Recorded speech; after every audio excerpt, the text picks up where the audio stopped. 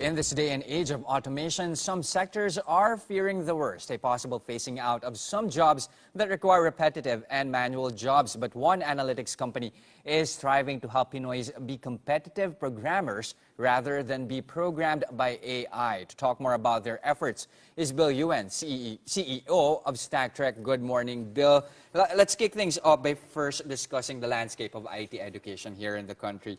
How far back are we compared to our Southeast Asian counterparts, or across the region at least? Sure. So looking at data, I think 90% of IT graduates are unhireable at the global standard.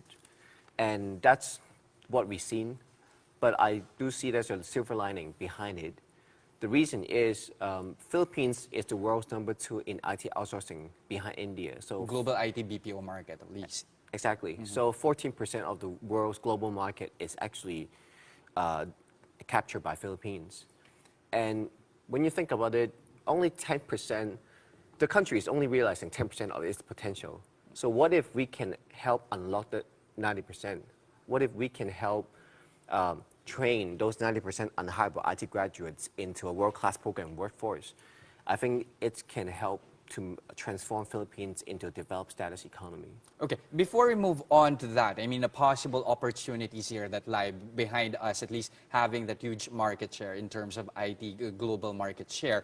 The thing is, what really is a perception here of Filipino programmers? Why does there seem to be like a problem in terms of hiring Filipino programmers? What's the normal perception? Actually, I think foreign companies, they are happy to hire Filipino developers. The problem is there's not enough a quality supply of programming talent. And hopefully that's where we can come here and fix it. Okay, now, since you've mentioned it already, of course you have plans of bringing in universal programming education across the country through StackEd. So can you tell us more about that? Sure. So our company have developed 3 technologies. One is a global standard assessment technology. Second one is a learning management system. And third one is a performance analytics tool. So our assessment technology can identify strengths and weaknesses of every single programmer. And our learning management systems can provide customized learning pathway to address those weaknesses. And our performance analytics tool can provide inputs and feedback to schools to improve their schools' curriculum. And together, these 3 technologies form a foundation of data-driven education. And we use algorithm to evaluate programmers, and we use data to improve their capabilities. Is this something that you're already implementing? How far along at least are you in this program? Have you partnered with any particular schools or campuses? Yep. So we started in Region 6. And in Region 6, one of the biggest cities, of course, is Cebu, and the other one is Iloilo, which is a regional education hub. So we started our projects right there and start integrating our education technology to those schools. And our plan is to integrate our education technologies to all 64,884 schools. 64,000 schools. Yeah, all high schools, colleges, and universities for free. So we don't charge any schools, any student, and any government at all. We just want to help improve the education quality here. 64,000 by what year?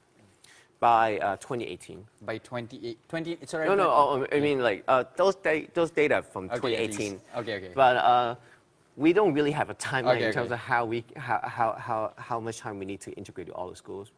Okay, now let's focus on, since of course something that we mentioned earlier, it's already in the age of automation, lots of jobs and careers. In fact, fearing the worst, a possible phase out of some jobs, especially those that require repetitive and manual tasks, primarily from the BPO space. A challenge now here is how to upskill at least our Pinoy workers and graduates. So how would Stack help out in terms of that area?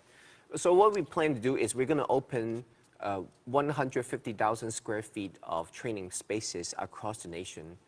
And hopefully we aim to train 100,000 developers by the end of year 2020. And again, our training is tuition free. So we aim to provide free tuition, zero tuition for training for all the Philippine developers that want to get into a programming workforce. Well, primarily, you are not a nonprofit. So how do you expect to earn from this? Yes. From that program, at least? Yes, so like we're not a nonprofit, but we're like a business with a sense of purpose. We don't charge student, schools, and government. What we do is we charge international employees abroad. We help bring tech companies to the Philippines, help them open office, and help them hire developers. Filipino developers, Yes. at least. So, Okay. yeah. So In essence, we are attracting foreign investment and creating tech job opportunities in the Philippines. Okay, you mentioned here 100,000 graduates. Is there a region here that you are focusing? You've mentioned, at least in terms of StackEd, you started it out with Region 6. So somehow erasing or easing regional inequality in that area. Now, 100,000 Filipino graduates, are there any particular regions here that you're targeting? Not really. So right now, phase one, we aim to target all regions. But phase one, we're going to focus in Manila. The next phase will be in Batangas, and then possibly in the south as well too. Okay, and then lastly, let's focus on a Stack League. You have an upcoming event, of course. This somehow changes the landscape of esports. Exactly. We try to create an unbiased platform for any developers to showcase their skills.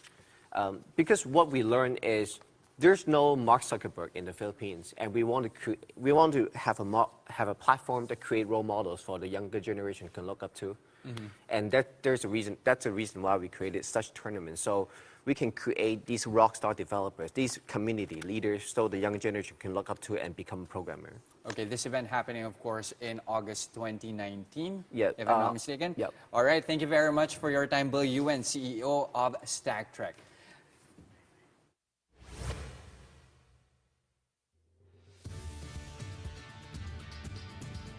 Let's get the latest in the tech world from our partners in Bloomberg Tech. I'm Emily Chang in San Francisco with a look at the top tech headlines.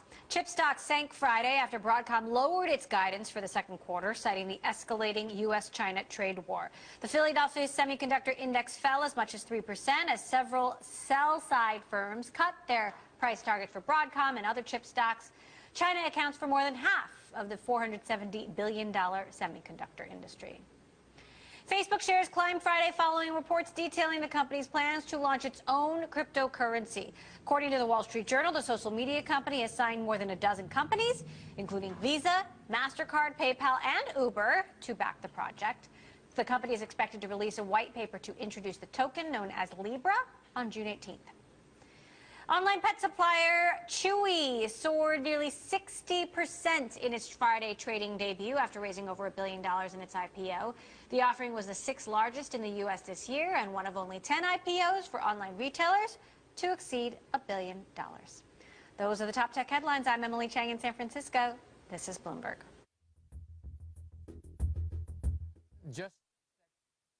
Huawei is now bracing itself for as much as a 60% drop in its international smartphone sales after being blacklisted in the U.S. The Chinese tech giant began selling in parts of Europe, including France and the UK, on June 21, but it may consider cutting off shipment if the sales come in poorly. Huawei's options include pulling its Honor 20 model to deal with the expected sales plunge.